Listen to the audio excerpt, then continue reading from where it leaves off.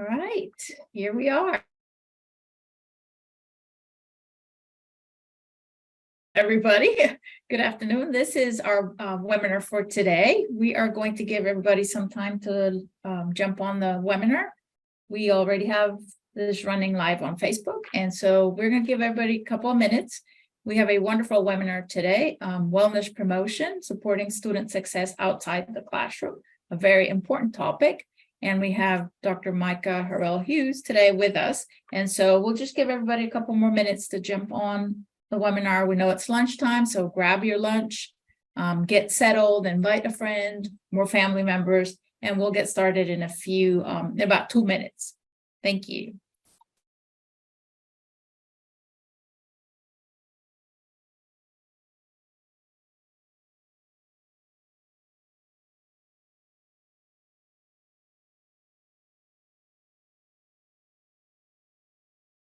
All right, so a couple of housekeeping items as we allow more people to jump on our session today. We have some people joining us live on Facebook, and we hope more people will join us via Zoom in a few minutes. We know it's lunchtime again, but welcome. Today's webinar is Wellness Promotion, Supporting Student Success Outside the Classroom.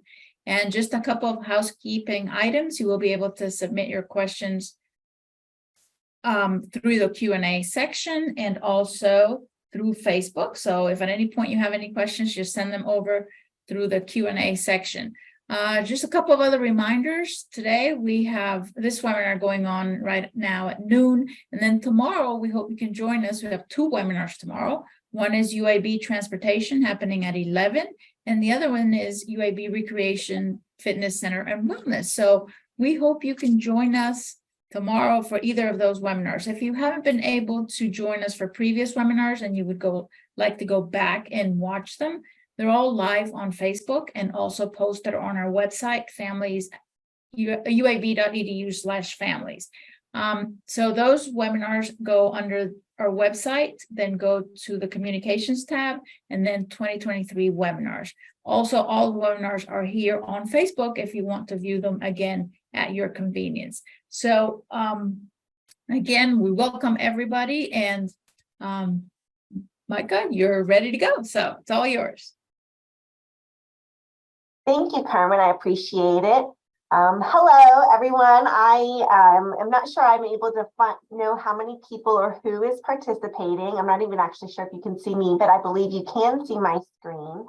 My name is Micah. I am the Director for Wellness Promotion here at UAB, and I'm going to talk really specifically about what that means. I know wellness is such a kind of large, ambiguous word that can mean so many different things.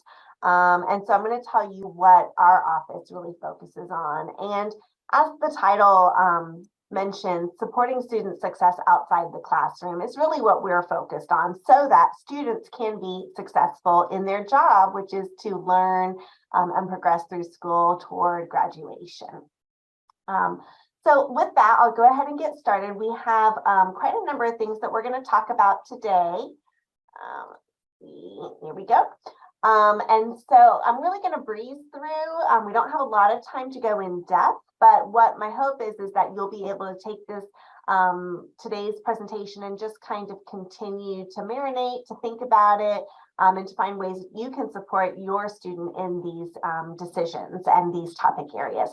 So we have these 8 agenda items that we're going to go through, a little bit about the department, the importance of the role of family when we talk about these topics. I want to mention our Blazer Wall publication, which you will be receiving and can use as a tool. And then we'll go down into topic by topic of alcohol, tobacco, and other drugs, interpersonal violence prevention, sleep, stress, self-care, and then that fun kind of transition and sometimes difficult and challenging of moving from a coach to a consultant with your student, and then ways your student can get involved with that. Before I get started, I want to talk about my department. So we are small but mighty. I'm mentioned already, I'm the director. All of the formatting is funky on this, so I apologize for that. I've got two assistant directors, Alyssa Howarding, Kenya Harris, but we have a lot of students that work with us. So they're not pictured here, but we have usually about 10 students. We have graduate assistants, and we also have Vista, AmeriCorps Vistas, who work with our department. So we are actually larger than just the three of us, and we're pretty active on campus. The things that we do is provide health promotion and prevention education on topics that we know students are making decisions about that also can interfere with their ability to stay focused on their academics, and that we know can positively or negatively influence them. And so our whole goal is prevention and health promotion. And so we do that through presentations, workshops, trainings, events. We do weekly outreach. Our peer educators are always out on campus having conversations. And then we also teach a course. And so we'll talk about all of those things today. These are the areas that we have prioritized: substance misuse prevention. And really for our students, what that means is alcohol misuse prevention, vaping prevention. We know there's no safe level of tobacco use. And so we talk with students about that. We are seeing vaping, unfortunately, is on the rise. And then also cannabis. Those are kind of the top around the nation on every college campus. Those are the kinds of substances that students can really kind of have more access to and are making more decisions about. Interpersonal violence prevention. And so when we get to that, I'll talk a little bit more about exactly what that is. And then, of course, our S's: self-care, stress, sexual health, and sleep. So as we move into these topics, we know that students need us to be talking with them about this. Like I said, they're making decisions all the time about substance use, about their relationships, about how they handle their stress, about how many hours of sleep they're getting. And we know that we're going to be here giving them all of that information, talking with them about these things, promoting good, healthy choices, and promoting their health. But you, as their family, have a huge role to play in influencing this. We know that if families bring up these conversations and talk with their students about this prior to coming to college, helping them think through those things, not just about what courses they're going to take, not just about their housing situation, or their meal plan, but also what are they going to do when faced with making decisions? How are they going to manage their stress? Are they going to prioritize their sleep, right? Those are so, so important. And so that's why we have this webinar today, and also why we are providing you with a brochure called Blazer Well. And so hopefully between today and that brochure, that will help you just feel maybe more comfortable. Maybe you've already been talking about these things, and that's wonderful. But if not, helping you have those conversations with your student prior to them coming to campus. I do think that it's really important also to just be showing belief in your student to be able to handle difficulties and make these healthy choices, right?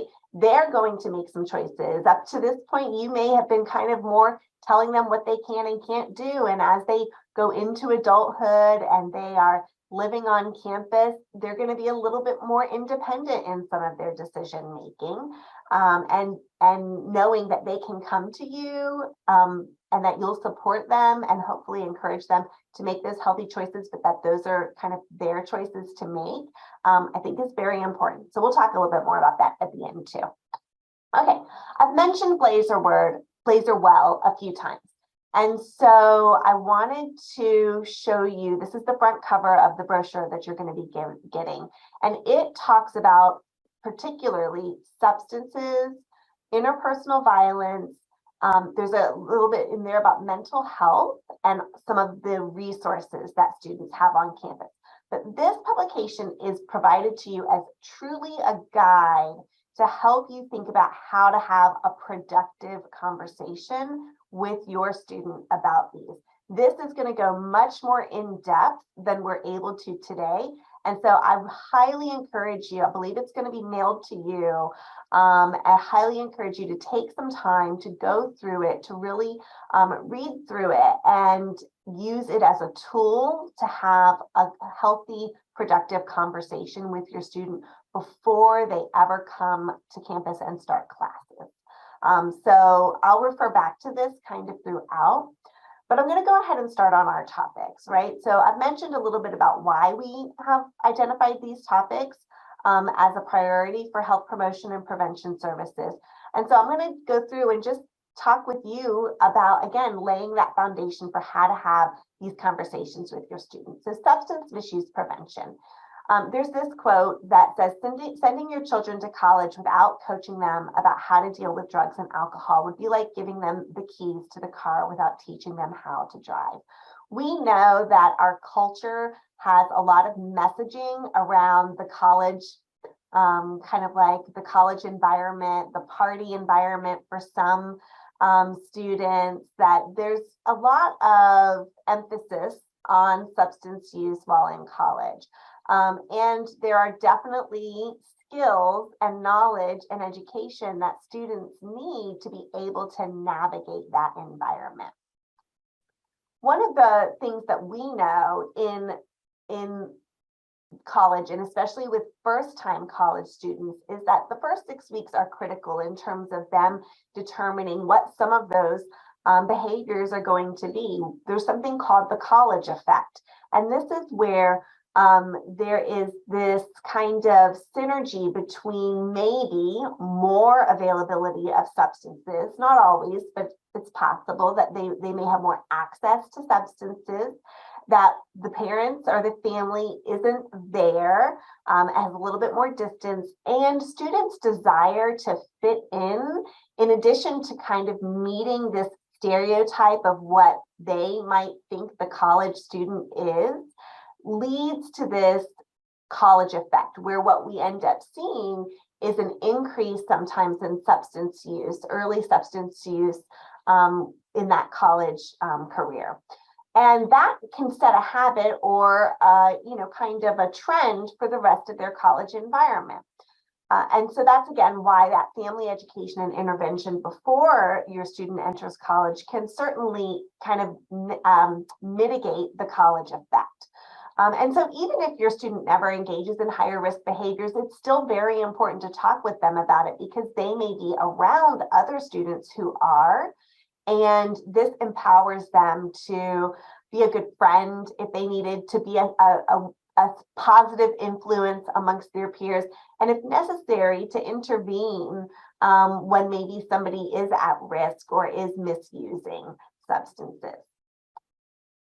I want to talk a little bit particularly about substance use at UAB. And so we ask our students all the time, like, how do you perceive UAB? And they say, we are not a party school, but there's still pockets where parties still happen. And although our reputation is not as a party school, it's still something that students have to be figuring out. And they will have situations where they may be offered substances. What we know about our students is that our substance use rates tend to be lower than the national average. And so I'm going to tell you a little bit about this. The rule of thirds comes into play here. So we actually know that 30%, we do a survey with all of our students, we get tons and tons of student participation. For our undergraduate students, 30% of them have never consumed alcohol, which is significant. That's about a third of our students. We also know that about a third of students who do consume alcohol tend to consume in lower risk ways, which means low quantity, low frequency, in moderation, those types of things. And then we know that about a third of our students might be engaging in some of that higher risk behavior of higher quantity, higher frequency, or maybe engaging in higher risk behavior like drinking games or underage drinking, right? And so, but the takeaway is that 2/3 of our students are really not engaging in the high risk behavior. That 1/3 of students is, and so it's still lends to reason that there is going to be opportunities for students to get involved with this. You can help them think through this, like which is the group of students are you hanging out with? What are you seeing in your social circles? Is there an even balance? Is the rule of thirds happening there, or is everyone non-drinkers? Is everyone moderate drinkers, or is everyone high-risk drinkers, right? And that is something for them to be thinking about. They may come to you and say, oh, everyone's drinking. Well, maybe that's just that group that they're hanging out with. And you can challenge them to be the investigator and say, is that everyone, or is that just this group, And if that's not something that's a good fit for you, there's lots of other students that you can be engaging with and making friendships with. We do a lot of education with students, right? We are the experts when it comes to alcohol misuse prevention, substance misuse prevention. And so we are providing very tangible skills. And honestly, we come from a non-judgmental zone. We let students know, obviously, the only legal choice is to drink is when you're over 21. We let them know there's no safe level of tobacco use. And we let them know that cannabis most certainly is an illegal drug in our state, and that there are implications related to all of that. But we also recognize that students need to be given the information that they need for the decisions that are right for them. And we want them, honestly, our whole goal is avoid negative consequences. And so we really come from a non-judgmental approach, and we're providing lots of facts and information so that hopefully they are avoiding negative consequences associated with use or misuse. You as a parent, I think, can have these conversations with them too, but you don't need to be an expert in the area. You can simply bring it up to them and talk with them. And we encourage you to have a conversation beyond, don't do it because I said so. At this point, your student is going into adulthood. And I do think kind of having a more realistic and recognizing their independence and their autonomy to make decisions is really important, and engaging them in a conversation in that way. And so we would recommend that you talk with them about some of those higher risk behaviors, such as engaging in drinking games or mixing substances, because that's good, important knowledge that can lead to the reduction of harm or the likelihood of the prevention of misuse. It's also important to just normalize that it may be difficult to make decisions that are different from their friends, right? If all of their friends are engaging in substance use, it might be hard, especially when they're trying to fit in, when they're trying to figure out their place in a new group. I would just normalize that and encourage them to talk with you if they're finding themselves in this predicament, and really being able to just kind of be open and recognizing that, really for them, a viable solution might not be to give up all of their friends, but encouraging them to know that there may be other folks that they could be adding to their friend group to help balance that out. Or if they are feeling pressured to do things that others are doing, even if they don't want to give them that, like, to empower them and say, you don't have to be liked by everybody, or friends won't like you only because you're doing what they're doing. Some of those conversations that I'm sure you already have been having with your student throughout their middle school and high school careers. And then I think one of the big things for us is also reminding them that not everyone is partying. Remember, 2/3 of our students are not engaging in high-risk party behavior. Most of our students are engaging in either non-drinking or lower risk behaviors. Very few of our students are using cannabis. Very few of our students are using vape or tobacco. And so the majority are not. And that's really freeing for students when they realize that instead of them being a part of the minority, they're actually a part of the majority. And so avoiding substances is a very valid and kind of common choice made by lots of other students. And so that's just kind of a stance or an approach that you can take with students. And then I think it's really important, again, when, the time is right, when the mood is right, to have a conversation about maybe some scenarios. What might they do if a roommate is using substances? Help them think through their action plan, their options. What might they do if they find themselves around drugs? What are their options? What could they do in that situation? Showing signs of alcohol poisoning or overdose. We talk with students about that because we want students to intervene and to be able to recognize if a life-threatening situation is occurring, or someone is pressuring them to drink more than they want. What are things that they can do that they're comfortable doing? The more that you talk through this with them, the more they think through these things, the more confident they'll be in these situations, and the more they'll be able to do what they want to do because they've thought about it, versus being caught up in this situation where they just don't know what to do and they kind of go along with the flow.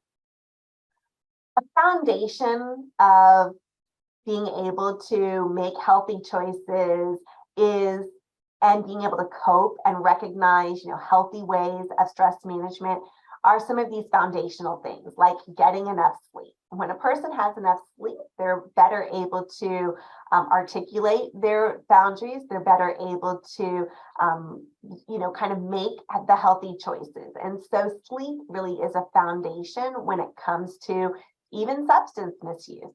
Nutrition, getting enough good, healthy food, physical activity. These are all very, very healthy outlets that students can, one, find social networks around where they get support and encourage each other, but also are just setting themselves up for prioritizing their health in a holistic way, having positive peer groups, and of course, healthy stress management.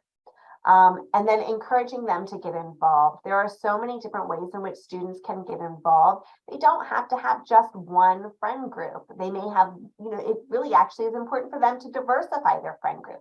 So I would encourage you to have them checking out the student organizations and events that are happening on Engage. They can check Blazer Pulse for community service opportunities, and they can connect with folks through really healthy ways where alcohol isn't the main focus of the social activities. And then, of course, having them engage with wellness promotion. And I've got some information for how they can do that toward the end. All right, moving on, I'd like to just spend another brief moment talking about interpersonal violence prevention. And so what does that actually mean? Interpersonal violence prevention really for us is focusing on sexual violence, dating violence, and stalking. But we know that it can also include other types of relationships, right? So a roommate relationship or a friendship. And for us, we are really talking with students and encouraging them to think critically about healthy relationships and unhealthy relationships. What are the characteristics? Helping them recognize that there is a difference. There's kind of this continuum between a healthy relationship and an abusive relationship. There's somewhere in the middle where there's maybe some unhealthy characteristics, and that's a good opportunity to identify again, what they can do about that when they start to identify early on maybe some unhealthy characteristics, and then giving them skills for what to do in those situations, and how to have a conversation with that person, ultimately how to advocate for themselves and their safety. We also encourage students to really challenge some of those outdated social norms, similar to, college stereotypes with substance use. There are a lot of college stereotypes when it comes to alcohol and sex, as well as relationships. And so we are encouraging them to really kind of challenge those and to go against maybe the picture that media has created when it comes to how young relationships go, or alcohol and sex. And so saying, jealousy, control, consent, these are things I want to think critically about, and not just accept, oh, some people are jealous, or, consent is gray and we can never really get it. And we talk with them about very clear ways and help them build skills for how they can identify and address these situations. We know that interpersonal violence affects everyone. There, in the last decade, has been a lot of media attention about the incidence of interpersonal violence amongst college students. But we know that interpersonal violence happens really at almost any age between middle school and elderly. It happens across all socioeconomic status. It happens across all genders and races. And so we are all affected by this issue. And we have a call to action for our students that we're the ones who are going to work to change this culture where interpersonal violence happens at the rates that it currently happens, which are unacceptable, honestly.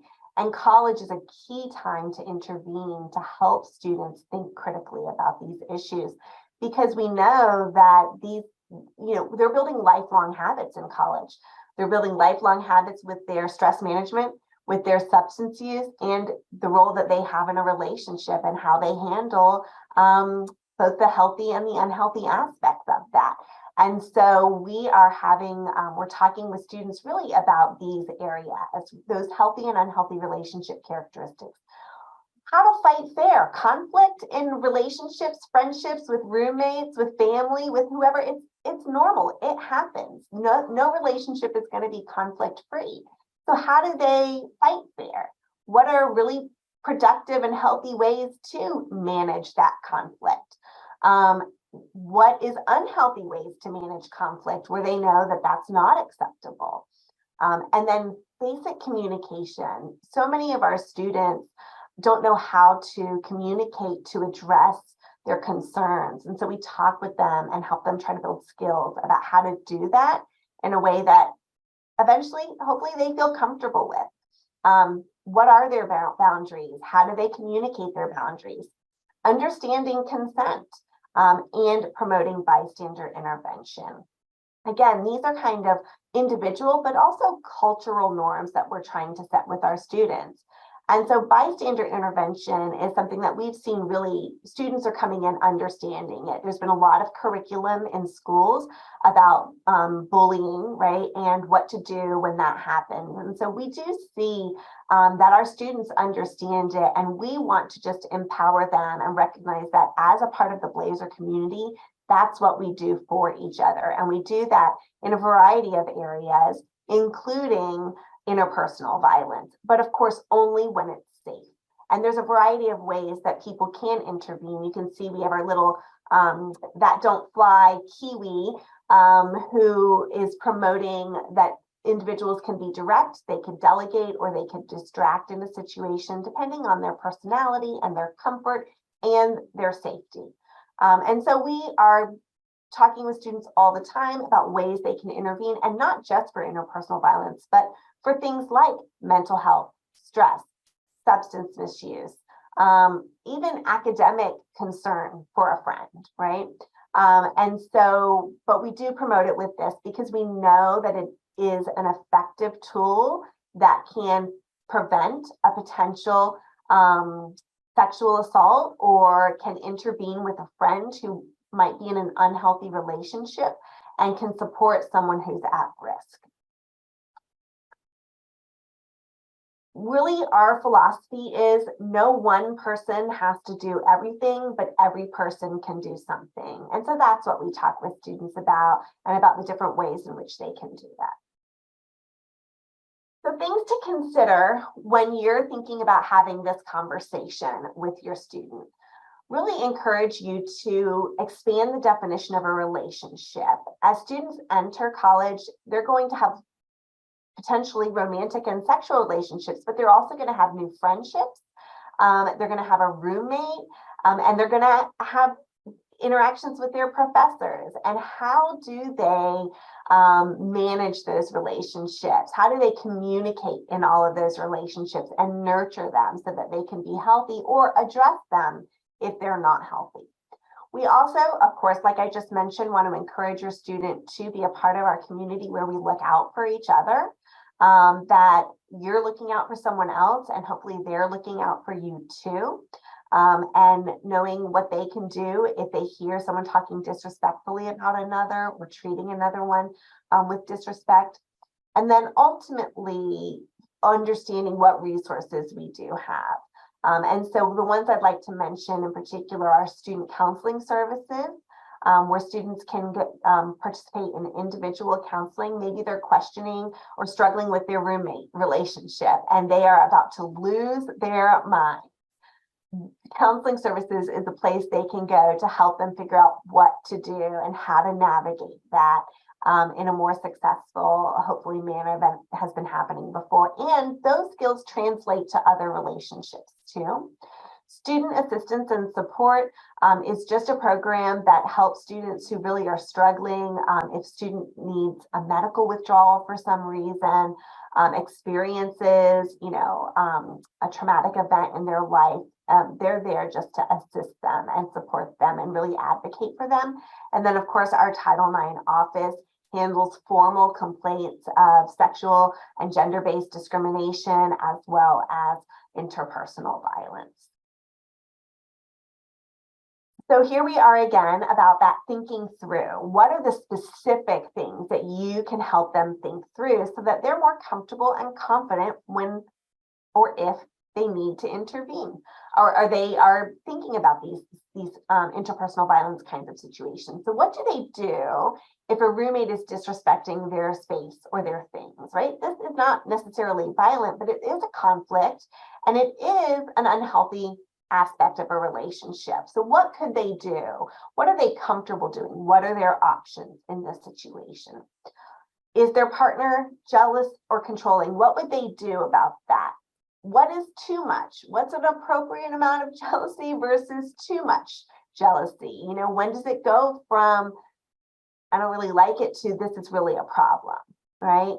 What would they do if someone is pushing their boundaries, both physically or digitally, or showing up in places where they aren't expecting them? What do they do about those situations? Helping them think that through. And by simply talking with them about this, you are opening the door that you will continue to be there for them and that you are a place where they can come and talk to you if these things are happening. Thinking through their boundaries. There's a whole section in the Blazer-Well publication that talks about what to do, like how do they think through these things? What are their boundaries with roommates, with friends, with their partners, with their body? How will they communicate those boundaries? And what will they do if their boundaries are being disrespected? That is such an important conversation because it translates to so many things in life. And then empowering them, really letting them know that they are valuable, that they deserve to be treated with respect. That is a core value that they never have to compromise. And if they know how valuable they are, that will be easier for them. And to trust their gut. They don't have to have 15 pieces of evidence to make something a fact. If their gut says, beware, you trust them and you encourage them to trust those feelings. Empower them to be firm. When someone's crossing their boundary, not everyone needs to be like them. It's okay to be firm, and maybe somebody doesn't like you, but that's okay. And I think that that's really an important concept for a young adult who's coming in, is that it's okay if everyone doesn't like you. What's more important is that you are being respected. And then very important is to let them know that you believe in them. They are going to make lots of amazing decisions. They might make some mistakes along the way. If something happens where they are in an unhealthy relationship, that's not their fault. And they're not to blame for that. You're there to believe them and to support them, that you would never blame them for this situation. And that, again, just helps them know they can come to you at any time to talk with you about these things. I'm going to move on to sleep, stress, and self-care. And so these are the 3 critical S's for success. Again, I keep mentioning this, but there are these kind of stereotypes that students are young and they can just pull an all-nighter. But students need sleep too. And in fact, it is foundational for their physical and mental health and their learning. And so encouraging your student to get 7 to 9 hours per night. I know that that is difficult. There's probably lots of us who are not getting that minimum requirement, but that is the recommended amount of sleep for an 18 to 24-year-old. And those are our folks who are in college. And so talking with them and checking in with them about how their sleep is going is such an important conversation. One of the things that they can do to make sure that they're getting good quality restorative sleep is to have a routine, to have a space that is set up that's both comfortable and quiet. And this is a big thing for our students, is having caffeine awareness. And so those are things, very specific things that you can ask your student about when you're asking how their sleep is going. Are they able to prioritize it? Are they having good quality sleep? And if they're not, you could talk with them about these things. If they're doing these things and they're having issues beyond that, I would encourage them to visit our student health services and see one of our medical providers just to talk with them about it. Because we know when a person is not sleeping, they are going to have significant impacts to their ability to handle the stress. That's a normal part of life and the part of the college experience. They're going to have a difficult time learning, focusing, right? And that can really kind of all add up and put a person in a pretty difficult situation. So those are just some quick tips, but we don't always think about asking our student, how's your sleep going? Of course, we're talking with students about stress. Stress is normal. There really are two types of stress. Most people talk about stress as it being a bad thing. Eustress is a positive source of stress. Distress is when it's overwhelming and a negative source of stress. So eustress are things like coming to college for the first time. Like, it's so exciting and it's such a big change and it's kind of stressful. Other sources of eustress or distress, waivers between the two, are things like having tests or big papers due. The stress sometimes helps motivate that person to get the work done. And so if we're able to manage that stress in a healthy way, then we can use it to our advantage. If we're procrastinating, if we're delaying, if we're not getting it done, that might put us in a place where we have distress related to it. But there are specific strategies that they can do that to turn that stress into a productive versus a negative situation. You as their family, I think, can really just, again, believe in them, right? They can handle stressful situations. Encouraging them to have this growth mindset. Maybe you didn't do as good this time. You can learn from that and do better next time. Maybe you're really stressed your first semester. What can you put in place next semester to help manage that situation, right? So this kind of growth mindset, learning from stress, learning from failure, and recognizing that actually struggle is really hard, but it's also really important. When students can get beyond where they figure it out and they learn how to do something different, that's where growth and self-confidence and resilience occurs. And so don't fix it for them. I know it's difficult. We want to fix it for them.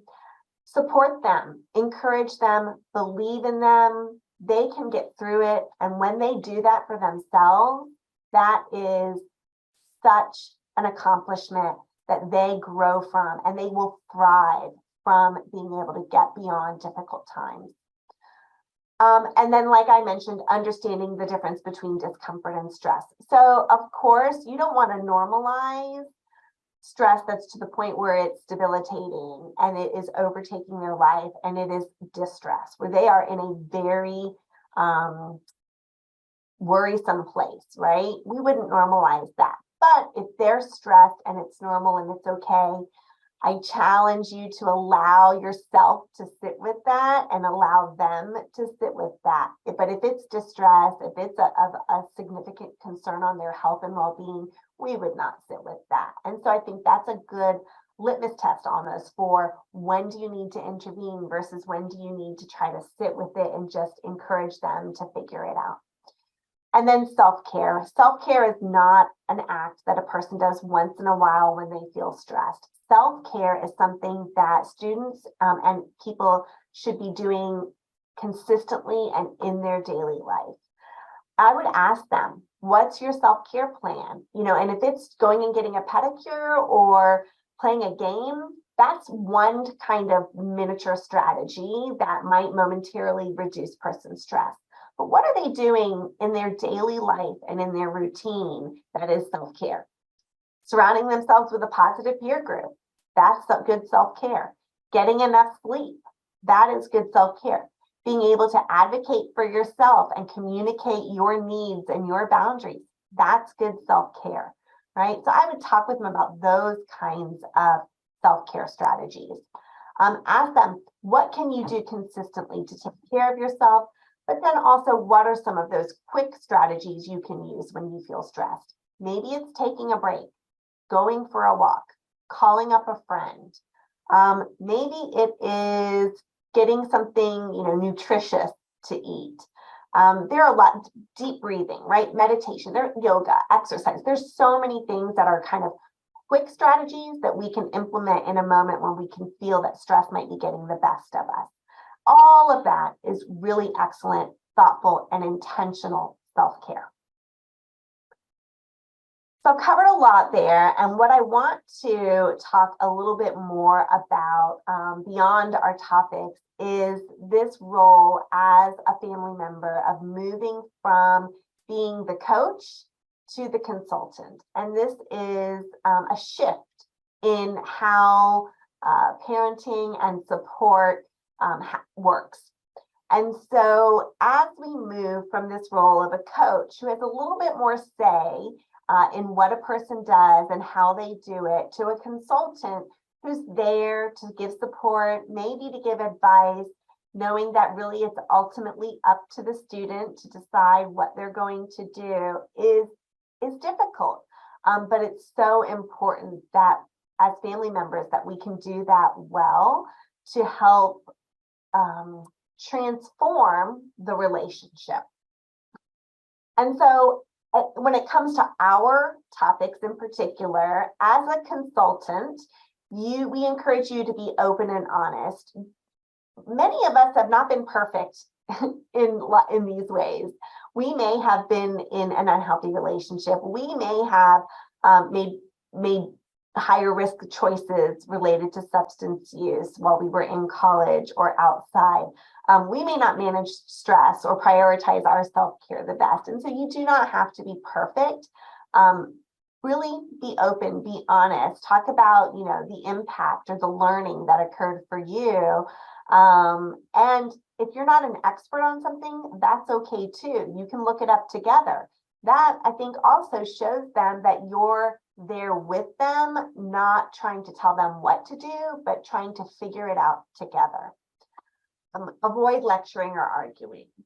This is the type of thing where if we're talking with our student about their relationship, about their health, their habits, about their substance use, they may want to shut down and they may not want to engage with you.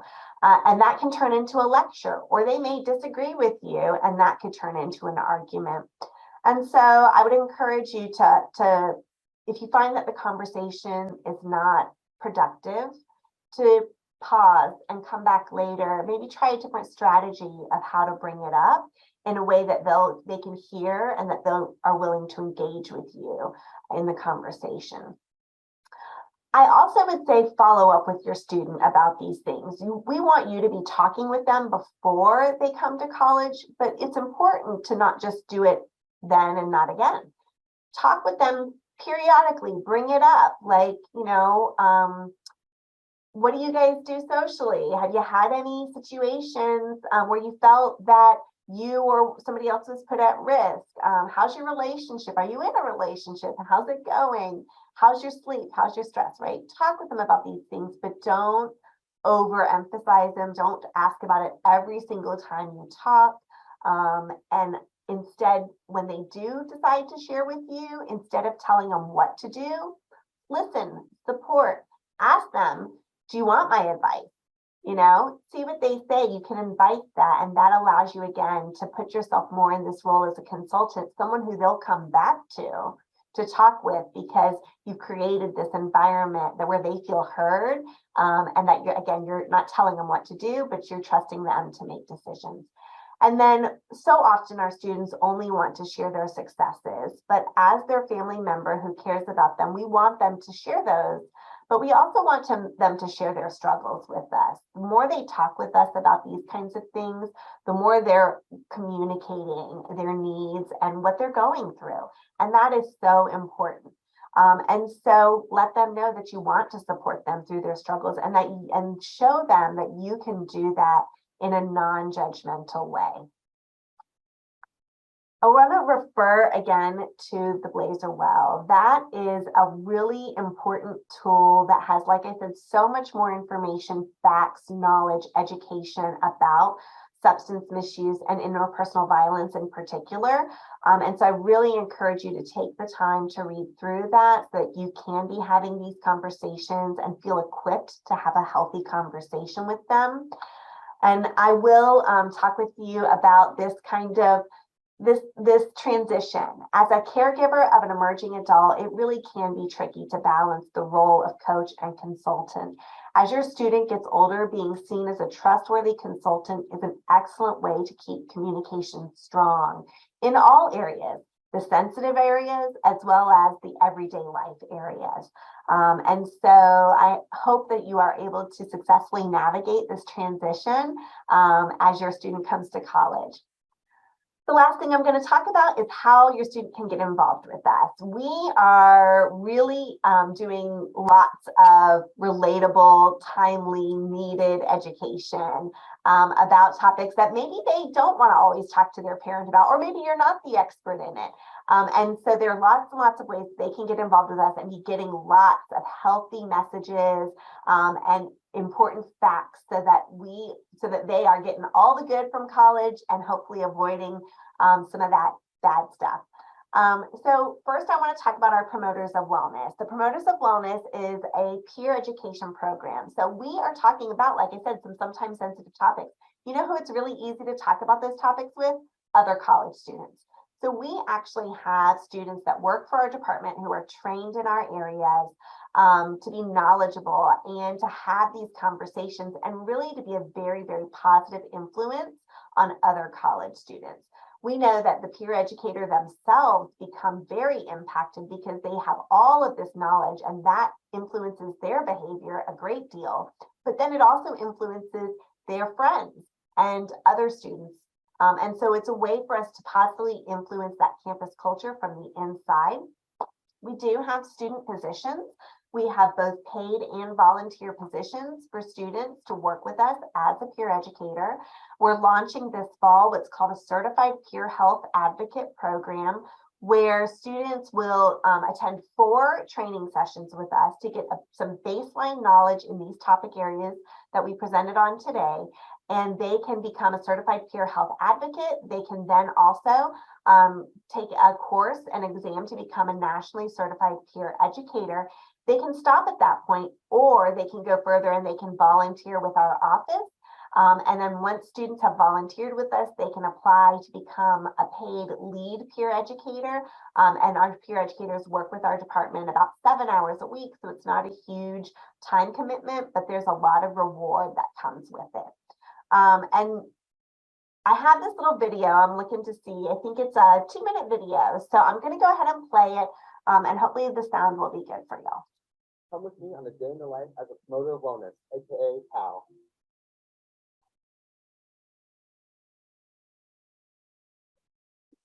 My name is Matthew, and I've been a PAL for a year. We're peer educators that work to promote healthy decisions on campus for students on topics such as alcohol, tobacco, cannabis, sexual and interpersonal violence prevention, as well as self-care and lots of other things. We do these through interactive games, pop-ups, and events on campus to help destigmatize this conversation for students. First off is the Wellness Promotion Office upstairs. Welcome to the WellPro office. So the first thing that we always do when we come to the office is say hi to anyone that's hanging out in the office. So, hey guys, come over here. This is our classroom where we actually teach CHHS 426. And if you come over here, this is where most pals are going to complete their office hours when they're in office and not on campus doing outreach. So that concludes our tour of the office. Now I'm going to go ahead and grab the iPad and check what's first on the list for me to get started on today in my office hours. Buttons. We're going to make some buttons. So if you didn't know, we're pretty famous on campus for our buttons at different events. We have this entire part of buttons here, and we make all of the buttons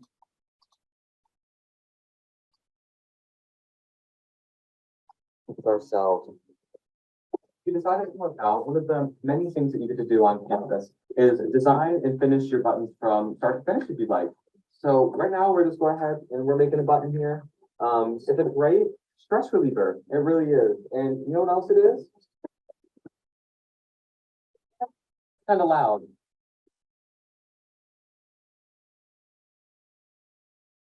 Now that I've completed button making, it's time to go to outreach.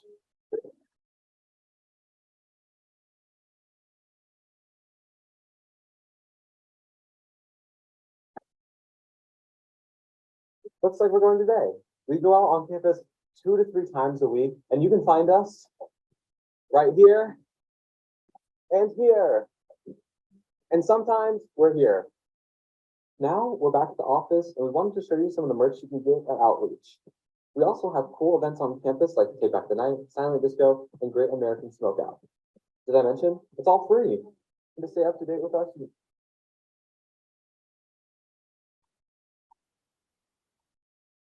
All right, well, we missed the end of the video. Basically said to stay up to date with us. You can follow us on our Instagram or like an Engage. And so I've got that information at the end. But that's just a little bit about who our peer educators are and what they do from one of our amazing peer educators, Matthew. One of the ways that our students also get involved with us is by taking our class. And so we have a class called CHHS 426, Wellness Promotion Peer Educator. It is a 3-credit-hour course that's open to any major. It's an elective course that students can take. And although it is a 400 level course, it really is appropriate and in fact encouraged for first time in college students to take, because they will get 16 weeks of content to help them make healthy choices. And so if your student has room in their schedule, we would love to have them this semester. And we offer it every fall and every spring. So maybe they can't this semester, maybe they can next semester. We would love to have them because they really do get some foundational knowledge that they can use in their everyday life. Our course is also a service learning course, and so some programs require that a student take a 400 level course or that a student take a service learning course, and our course would meet those requirements for them. This is a quote from one of our students that their mind was open to so many different perspectives and opinions. They're grateful for the opportunity to have participated in this course. And they're looking forward to seeing how the course will develop their leadership style in the future. We get so much positive feedback from students from our course because we really are teaching things that they just have never even thought about and giving them skills that they can again use in their daily life. I mentioned earlier, here's all of our contact information. We got cut off on our video, but this is our Instagram. That's one of the best ways that you and students can stay up to date. But maybe you want to see how we're talking about these topics as well. And so I encourage you to follow us on our Instagram at Wellness UAB. We do have a website as well. You can peruse around if you go to uab.edu/students/wellness. And I want to, in particular, highlight, I've got 2 emails here. One is our general department email, but also you can email me directly at harrellm@uab.edu.